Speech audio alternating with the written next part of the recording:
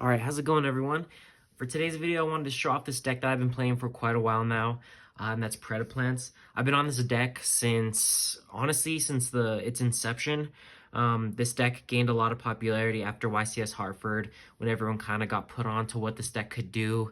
But I think that version was in its very early stages, and there's a lot of different ways you can play this deck. And so I wanted to show off what I've been testing with for a while. I did take this to locals this week where I managed to get first place.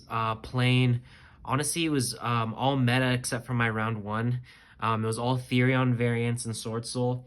So I was really excited how that went. I wanted to show this off. This isn't my final version. I do intend on playing other versions of Predaplants and playing different engines within, stuff like that, and just figuring out what's best. But this was a 42 card build that I kind of wanted to show off for everyone else who maybe want to learn the deck or likes the deck already and just wants some fresh ideas, because I think I bring some new ideas to the table with how I play this. So let's get into the profile. So first, we're going to go over some of the monsters and the main Predaplants. So we're playing 3 Scorpio, of course. This card's very important, obviously. This is pretty much the one Predaplant card everyone already knows. But its main utility in this deck is honestly like hand trap bait. This isn't a very easy target to hit with like an Ash or a Veiler or an Imperm. And usually I want this to get hit because I have another way to get to like a power spell or another monster whose effect I want to resolve. And usually this warrants hand trap. And it really is a correct hit. Like, this card will net you a lot of advantage, but usually there's even more broken cards in this deck that you want to resolve. So usually you can start with this just to kind of get the hand traps out of the way. For this build, I was playing 3 Frog. You could cut this to 2.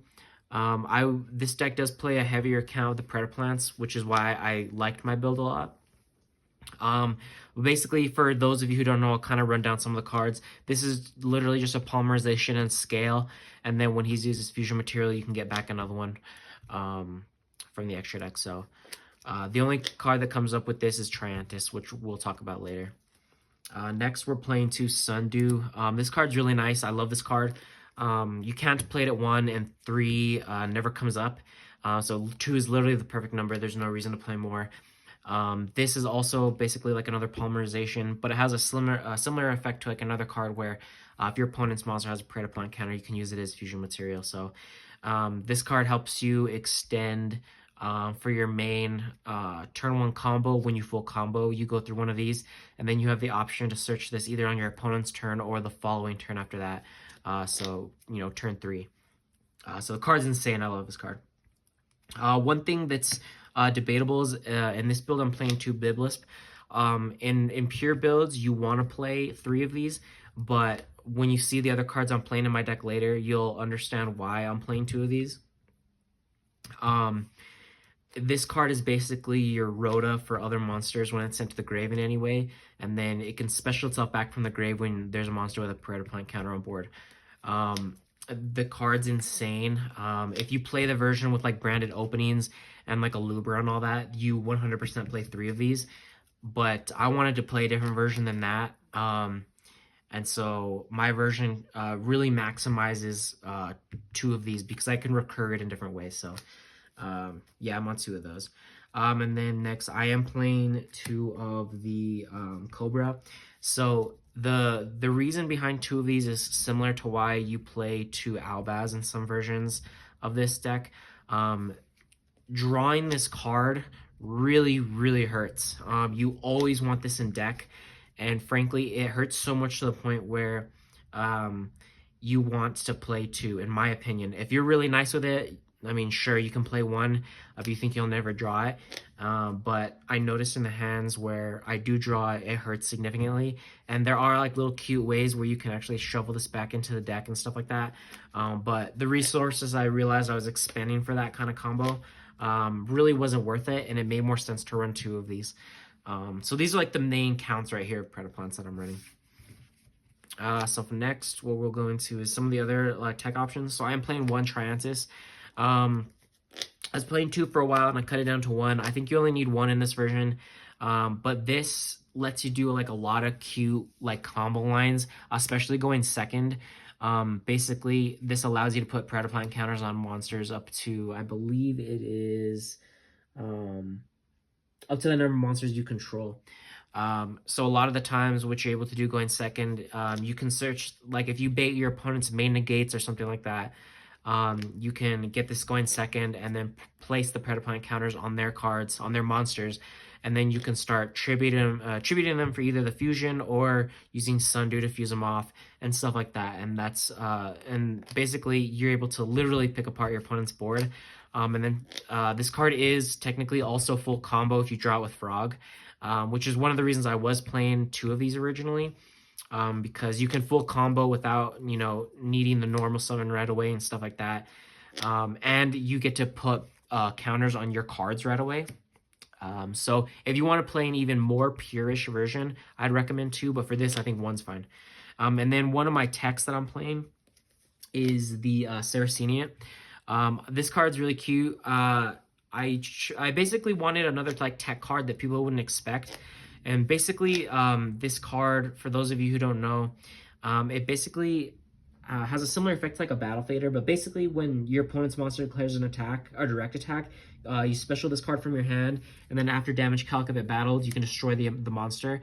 But mainly the important thing is like, yes, you can stop an attack and get rid of a body, but if he's destroyed by battle or is sent from the field to grave by a card effect, it's basically a rota for any Predap card, not just monsters. So there have been times where maybe I feel like I'm putting up a subpar board or something like that, but I'm able to end on a trap, so I can just activate trap, send Biblisp, place counters on my opponent's cards, and I grab this just because I need to guarantee that I have another turn to OTK, and usually this will do it for me. So I like this card right now. It's really dope.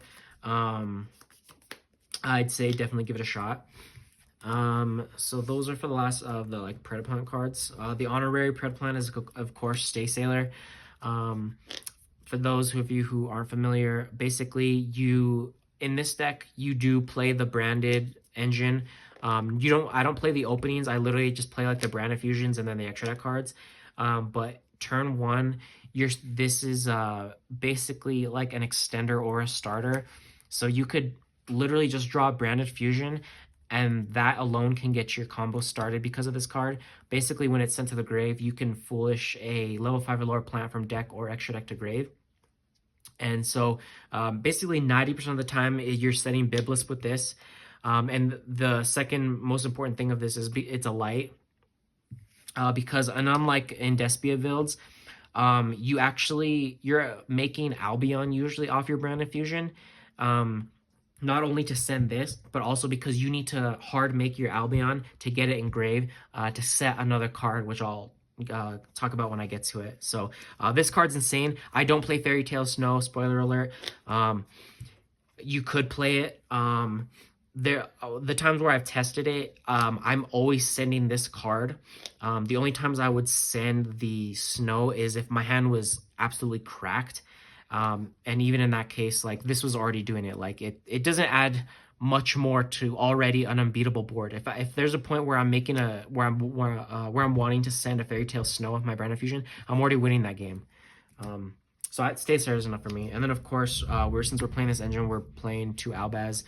You don't need 3. You're not playing a lure or anything in this. And then so kind of for my spice, what I've been testing is I'm playing a small Therion engine. So I'm playing obviously 1 King and 3 Lily. So really it's Lily is absolutely cracked in this deck. And this is the main reason I only run 2 Biblisp on my deck.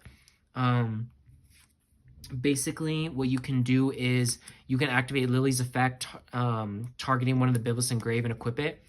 And if you hadn't used Biblisp effect already, if you sent this as cost for its own effect or something like that to search the field spell, Biblisp triggers in any time it's sent to the grave in any way, whether it's by cost or by effect, it doesn't matter. So this is a pseudo way for me to reuse my Biblisps without having to play 3. And honestly, when I'm resolving that interaction, it's putting me so far ahead because this is letting me get to my Regulus, which is also letting me get to follow up. And it's basically letting me search either the frog or a sundew or whatever else I'm missing. Basically the missing piece to combo. But it lets me set up an Omni before I start doing that. So this, I really like this. In the tournament, I did this little like scenario, I think twice, both against different Therion decks. One of them was a ABC Therion, and then one of them was like a Punk Therion. So it was actually pretty cool to actually like basically like do what I've been practicing this whole time. So there's that. And then the two other cards I've been playing are obviously one Field Spell and then one System. So you obviously have to play one of this, but you either play this or I want to test the Destiny Draw card more. I forgot what it's called, but I think there's an argument for each. I do think you need to play like one more Therion card. I only saw this once in the tournament, and it did come up where I was able to extend and have plays for like a really nice follow-up. But I really think that the Destiny Draw card might be a little better, so it's definitely something I want to test out. I have been playing this deck for over a month, just like online and stuff like that before I took it to this locals. But definitely I kind of want to try that card out. But this one worked out for the tournament. So next what we have is the hand traps. So I played 3 Nib, 3 Ash, and then I also played 3 Imperm. So I wanted to play a heavier hand trap count. I'm tempted to try out a build where maybe I go for more of like a less hand trap route and go for more gas and then play like 3 droplets. Kind of like how what Despia evolved into, basically. But I realized that there was a lot of decks, a lot of Therion decks, and a lot of other decks where I wanted more hand traps. Because going second, if I can make my opponent's board suboptimal, I can pretty much OTK or just break their board and set up a very annoying board for a lot of decks to get through, because this deck has a very favorable Sword Soul matchup and Despia matchup. When I get to the trap, I'll kind of talk about why we have such a good matchup with this deck, but basically my theory was I wanted to play 3 more hand traps, and I wanted to play cards that really hindered my opponent's combo and stuff like that. So I really enjoyed these. If you guys follow me on Twitter, shout out to everyone who does, and if you don't, go ahead, give me a follow. My link will probably be in the description.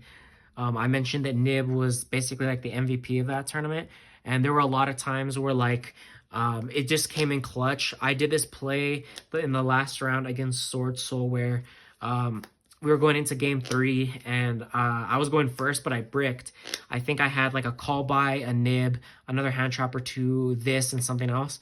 And I literally deadass just normal this and like set a card or 2. And because this would trigger if it's sent to grave by a card effect, so I was able to Nib my opponent, trigger this to send a Biblisp. My opponent ashes, I chain the call by the grave that I had, which lets me add I forgot what I added, but basically follow up, because even though we were close to time, I knew I'd be able to put up damage or just go for a game outright. And so luckily, like, because I had the call by, I was able to stop his Ash, and then I also got into a Brand Infusion. I think that was my top deck, so I was also safe from an Ash on that. So Nib was definitely MVP for me. It was one of those like scenarios of just like kind of like knowing what your cards do and being able to take advantage of a suboptimal hand. So yeah, these hand traps are great, and Ash is honestly just insane right now. You kind of got to play it. Next, what we have is 3 Practice. This card usually, for the most part, puts in a lot of work. I only saw it like once. I did resolve it that time, which was really cool. Basically the pros of this card are, I believe it's full combo with any Predaplant name, monster that is. I'm pretty sure this leads you to full combo no matter what. But sometimes it can suck if you don't have like other names in your hand, which is usually unlikely because I play a high account, but usually I'm siding out 1 or 2 of these. And I definitely understand the reason why some people want to cut this. Yes, this card's absolutely cracked, but sometimes it does contribute to like brick hands. So I kind of understand where people come from with that. But when it resolves, it's crazy. And it's another, just like with Scorpio, it's another card that you almost have to Ash, because if I'm activating this, and you have an Ash, like you're preventing me going, full combo. But if you're also running the risk, if you don't Ash this, that if I summon Scorpio, you just search Biblisp and you literally get full combo without using your normal. And you put up insane advantage. So it is something you do have to Ash if you have the opportunity to. Next, 3 Branded Fusion, of course. This card, you search basically like mid combo to basically extend and get to your full board. Full board, you basically put up between 5 and I believe 7 or 8 disruptions.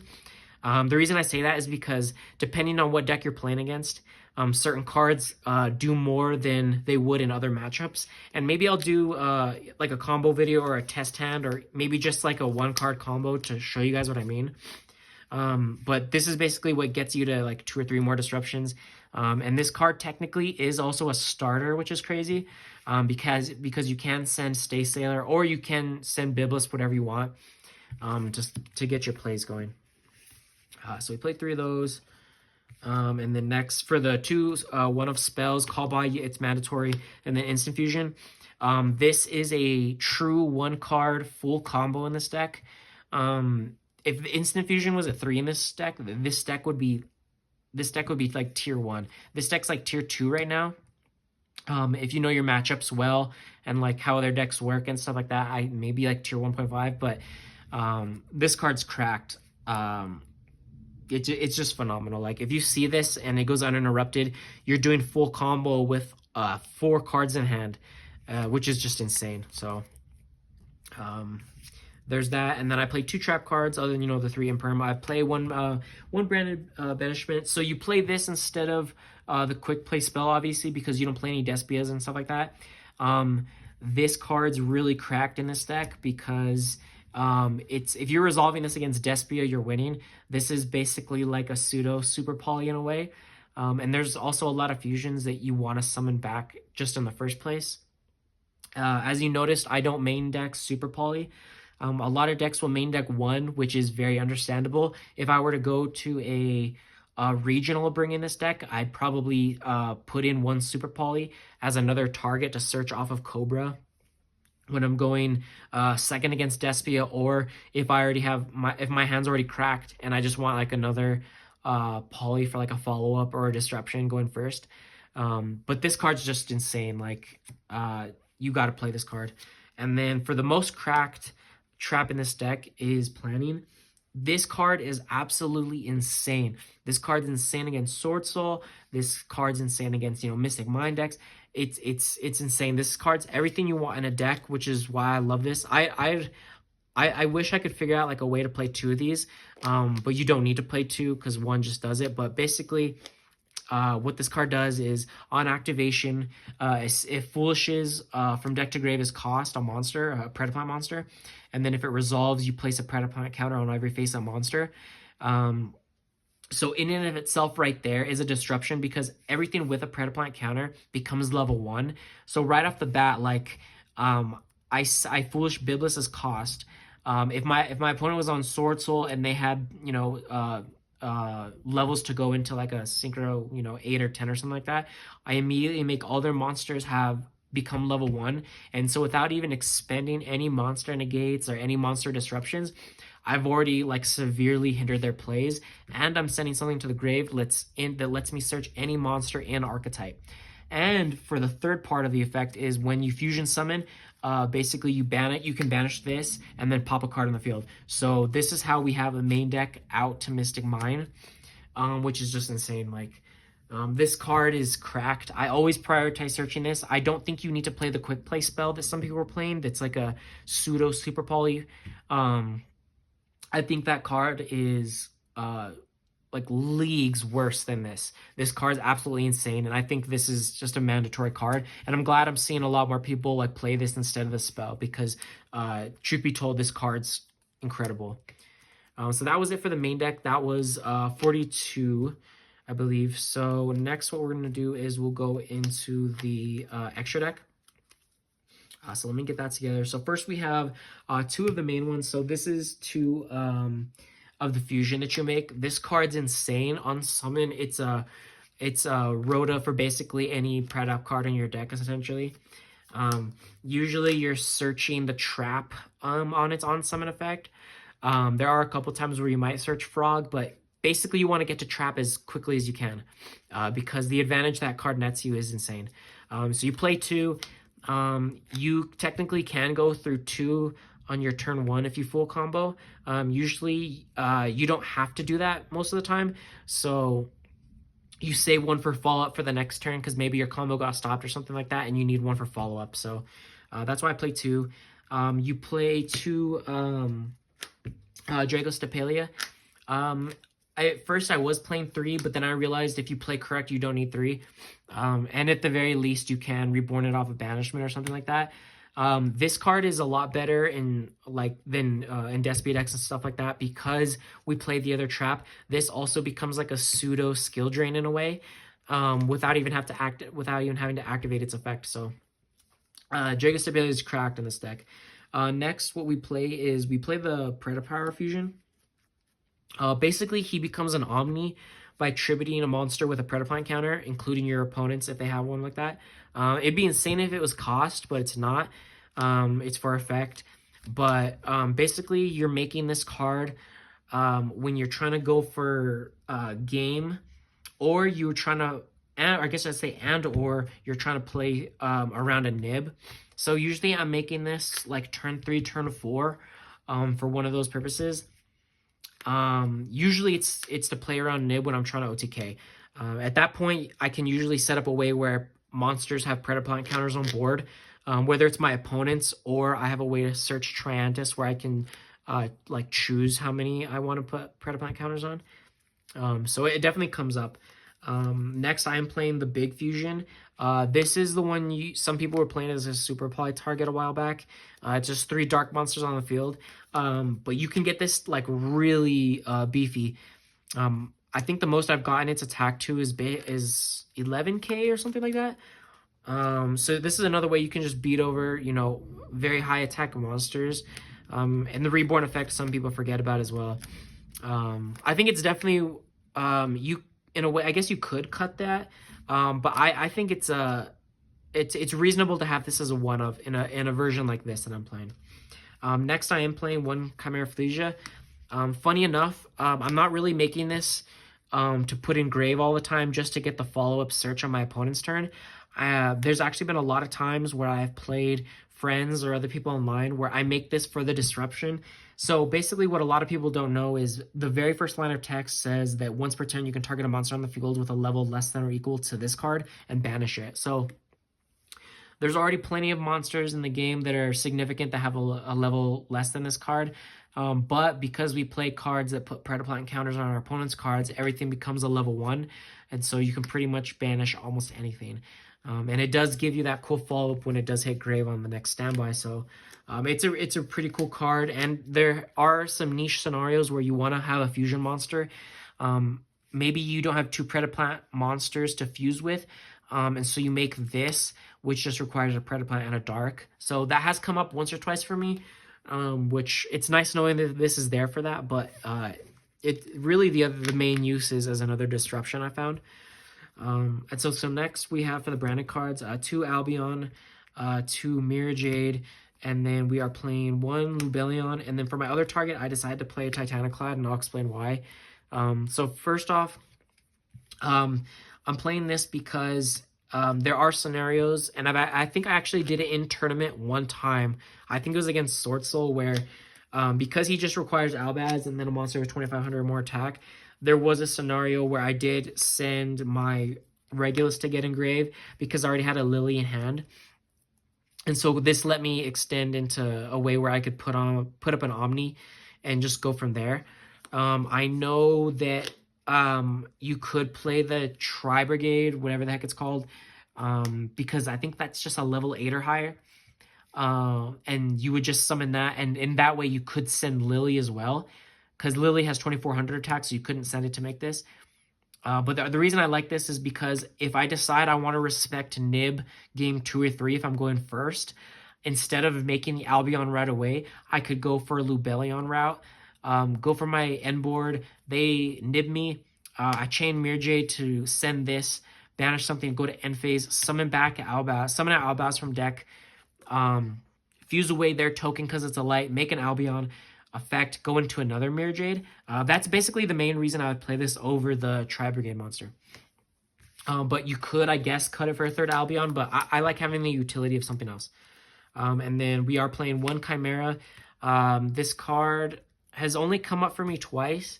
I was able to do this really cool play against one of my buddies in a tournament, but he had the Veiler for this, which sucked. But I was gonna be able to break his full board and OTK through a very like weird but like really strong board he had up. But yeah, I think one Chimera is not mandatory, but it's very nice to have. Basically, the only way you're really summoning this is off Frog, because it has to be, you only get the effect, the good effect, if it's used by a spell. So like you can't fuse off of like Sundew or something like that and get its effect. And then last, you play one Millenniumize. You play this because sometimes you open really cracked and you want something else to get off your off of your Cobra. So maybe you already have the Brand Fusion in hand, so you search the Instant Fusion, summon this, and now your Brand Fusion is Ash Proof, which is really cool. And in other scenarios, you just have another way to like a disruption. I really like this as a one of. I think I only summoned it once in the tournament, but it literally did its job, and one more way to protect yourself from Ash Blossom is kind of like all you need sometimes. All right, so for the side, I played 3 Lightning Storm. So I've gone back and forth between this and Evenly Matched. You could play Evenly, and I understand why, because anti-spell is kind of floating around everywhere right now. The reason I chose this is because, yes, you can respect anti-spell, and that card does hurt this deck, but a lot of the trap decks, I just wanna get rid of all the back row, because even if I evenly them, sometimes them just keeping one Floodgate could like hinder me going second, and I would rather just put my opponent on You Better Have It. To be honest, that's just kind of like my thought process with the deck. If you play the deck and decide to play evenly, I wouldn't blame you. It's just kind of like where I'm at kind of with the game and how I'm playing this deck right now. I'm really about that, like You Better Have It right now kind of a thing, and just controlling as much as I can control. Next, I am playing 3 Galaxy Cyclone. One thing I will say about this card, guys, is I know there's some regionals this weekend, and I don't know if this is the last for regional season right now or what the deal is, but this card I would bet is going to see a lot more play. I originally got this card as a card to play in my Dragon Link deck, or just in like one of my Punk Therion decks. Basically because you can mill it, and next turn you're able to owl stuff. This was really in preparation for all the people who are going to be on Mystic Mind. I really think this card's insane. I think you're going to see a lot more people playing this card, and I think it's exceptional, to be honest.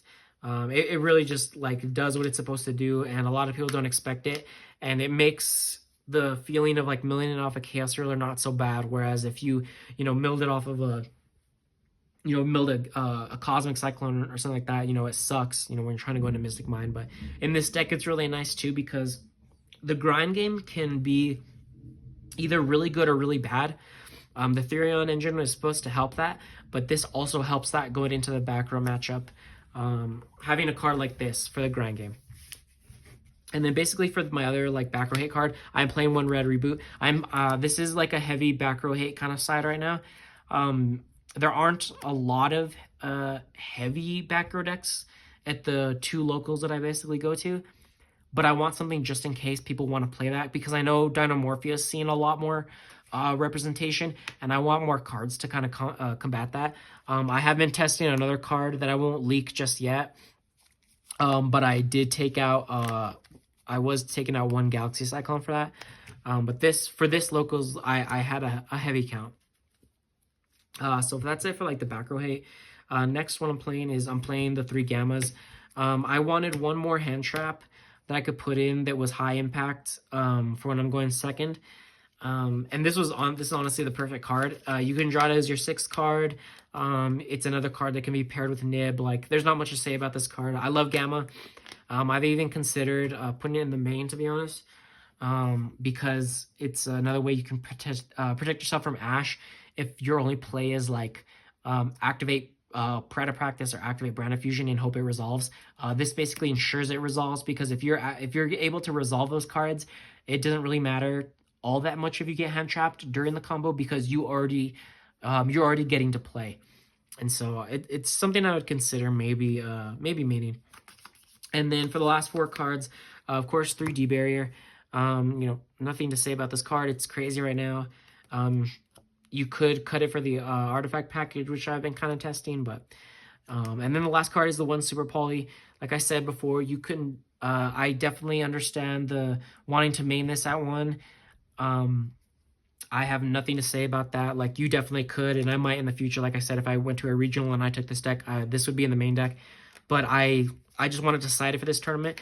Funny enough, I won 2 of my matches because, or I think it was, I won 1 game 3 because I opened this and I was able to super poly my opponent's board, and then I opened it against one of my buddies game 2 when he was on ABC Therion. I opened this in my 5-card hand. All I had to disrupt his full combo. Like, he opened full combo of literally like hanger right, and if you've seen ABC Therion go off, you know that's all you need, and it's just insane. But I was able to draw into my 1 of super poly, which was cracked, and I was able to fuse off, I believe it was his Buster and his IP to make a Dragos Stapelia right off the bat, and then I was able to play through the rest of the board because of the cards I had in hand. So I was able to bait out the Griffin, and then I was able to, with my hand, like normal summon Albaz effect. He had another extra deck monster on board that I was able to fuse with to make a Mirror Jade. And then at that point, I was able to combo with the rest of the cards I had in my hand to go into like the Predaplant line. So this card's crazy. Yeah, Super Poly, guys. Like, you know how Super Poly is. You don't got to say much. So that's basically the build. I really enjoy this deck, guys. Like, I want to keep like theorying with this deck and seeing like where I can take it. I want to take it to more locals and kind of test like how far this deck can go. I might mess around with like a lesser hand trap count just to like see like how good at breaking boards I can make this deck. Because I've tried the patchwork engine and all that. I didn't like it that much because I feel like there's better like board breaking cards you can play, because this deck already confused so much. So keep on the lookout. I might, if this video extends past this, it's because I added maybe like a combo tutorial at the end. If not, maybe I'll make a video about it, but you'll see if the video goes on.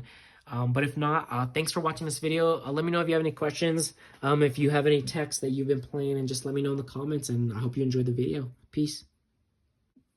All right, guys, I figured I'd add one little combo at the end to kind of show you like how cracked everything is. So I was like, you know what, how can I end the video without kind of showing like what this deck's full capability is. So I'm going to show it with instant fusion, but this combo is literally the same thing if you open like this with this, or you open, let's say, Cobra and a monster, or I think the branded fusion route is like branded fusion, and I don't know if you need a card in hand. I don't remember.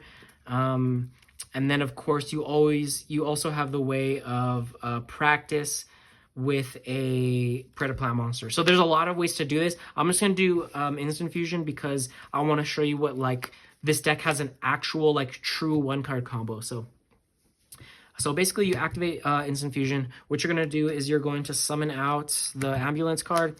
You're gonna activate effect on summon to search. So you're gonna search the trap right away. Then you're activate the second effect, target itself to tribute. You're gonna get rid of him. You are going to special out the Cobra. Cobra's going to search. What you're going to get from right here is you're going to get Branded Fusion. So now what you're going to do is you're going to activate Branded Fusion. What you're going to send is Albaz and the Stay Sailor. So let me see. I don't know. I can't really tell if you guys can see the gray from there, but I'll kind of put these cards right here. I think you guys can see it. So you're going to send Albaz and Stay Sailor, and what you're going to make is your Albion. So usually, well, it's combo sake. Sometimes you want to stack these chains in a very specific way, but for the sake of this quick like little combo, I'll just do 1 and 2. So what you're going to send is your Biblisp off of Stay Sailor, and then you're going to resolve Albion. You're going to banish the Albaz and the Fusion, and you're going to make your Mirror Jade. I am in the habit of putting this in my extra monster zone because this deck actually can fill up your zones kind of fast. So I've been in the habit of putting my Mirror Jade at the top. You don't have to, but it's just something that I noticed as I've been playing this deck more. So you're going to resolve the Biblisp, let you search, just get Frog. And then what you're going to do here is you're going to activate and scale, affect, fuse, and then you're going to summon out your Dragostapelia. So what you're going to have is this. You're going to proceed to end phase. You're going to resolve your Albion, and you're going to set Banishment. So what is this end board looking like? So right off on face value, what you have is you have a Mirror Jade Disruption. You have a negate off Dragostapelia. You have, depending on what your opponent's playing, unless they're playing like, I don't know, some level 1 deck, this is in a way like multiple disruptions, but you have a way of, right when you activate this, you Foolish's Cost. So what you're doing is you're sending a Biblisp 99.9% of the time, putting a level 1 on anything, and because you have Dragostapelia, this also becomes a way to make this a pseudo skill drain. So how many disruptions this card gives you depends on how many or what deck your opponent's playing and things like that. So this becomes an even bigger skill drain.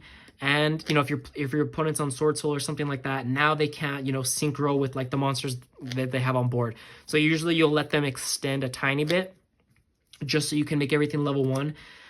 Or if you're playing against another deck where you have to have you have to negate a body, but let's say maybe you can't target it, you activate this just to place the Predaplant counter on it. And so what you can also do is, and again, this becomes more than 1 disruption depending on what you're playing against, just like the trap card, is if you're playing against Despia, this becomes multiple disruptions because you can target this engrave to special it. Remember, this is the one that we summoned from the beginning, and since we hard made this, we can summon it off this. And so if you're playing against like Despia or something like that, you could get rid of like, you know, their fusion in this, and then you summon basically like whatever the scenario calls for. You can either make this, and because you already have cards on the field with Predaplant counters, this is now a live Omni Negate. And because your opponent will have cards with Predaplant counters, you can use their monster as the tribute requirement for this. Or you could straight up just summon something else. I mean, if there were like a lot of darks on board, you literally could summon this. If your opponent also, you know, like got rid of one of these, like the Mirror Jade or something, you can just activate this and straight up just reborn this. So it really just depends. But the cool thing is if you activate this, you know, let's say we go the original route, you summon this, fuse off to make, you know, let's just say this. You can now trigger the other trap engrave. Because you fusion summoned, you can activate this effect to banish itself to pop any card on the field. And so that's why I say this can be anywhere from like 5 to 8 disruptions. And remember, this was literally off instant fusion. And there's so many ways to get to this combo. It's not like, oh, this is only instant fusion. Like, this is literally the bread and butter combo, and this deck is made to end on this every single time. What makes my deck different is because I play the Therion cards. I actually opened this combo once or twice actually, where I had like the full setup of this, where I had this and of course the Regulus. So that's like the God board, literally the God board. And the cool thing is because the way I was able to like sequence my hand before I activated like power cards like Brand of Fusion, I did have this on board. So With my deck, this is basically like the full power version of mine. I'll put the cards out one more time so you can see. And frankly, if you actually kind of sit down and look at, like, maybe you have a favorite deck or something like that and think like, okay, what could I do against this board? There's really almost no deck that can beat this. That's why I like this, is because it's very niche in how it hits different decks, and it's very annoying when trying to get through. So yeah, guys, I just want to show show this off real quick. I hope you liked it. This deck is just cracked. Like I said before, like, leave in the comments if you have any questions and stuff like that, if you know of any tech that you've been playing. But stay tuned for the next one, guys. I'll see you later.